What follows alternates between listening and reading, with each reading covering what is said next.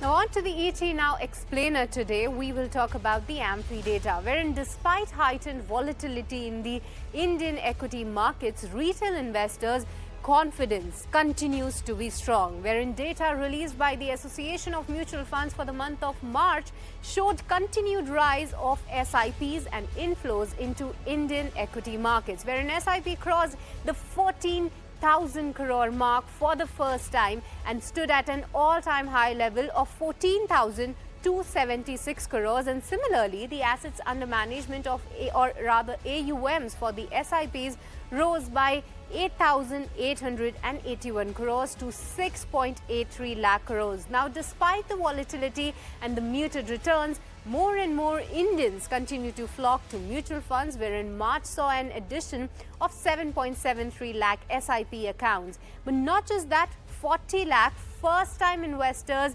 invested in mutual funds for the first time in FY23. And the cherry on the cake is that increasing participation of the women in the mutual fund industry, wherein AMFI data shows that 11 lakh new women investors came to the mutual fund industry, and that's for the first time in FY23, while total unique investors stood at 3.77 crores. But overall, the mutual fund industry saw a net outflow of 19,264 crores against an inflow of 9,575 crores.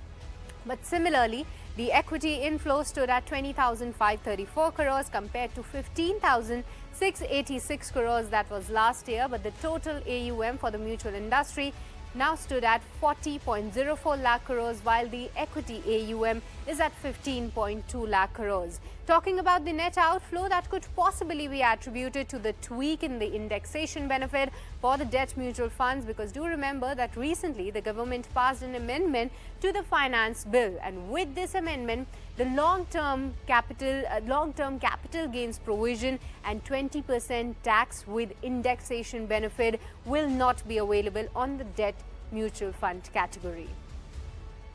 In the debt funds, essentially there is an interest rate tightening cycle, which are March being quarter end and year end month.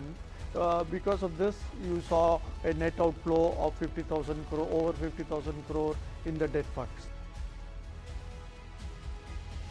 Now, in terms of the equity schemes, all categories witnessed healthy inflows, while sectoral and the dividend yield funds saw the highest inflows of over 3,000 crores, but the small cap, mid cap, flexi cap and even large cap saw strong inflows. So clearly, the recent market volatility has failed to erode the faith of the retail investors on the India growth story. And if these trends persist, the retail participation in the Indian equity markets will not only reach newer heights.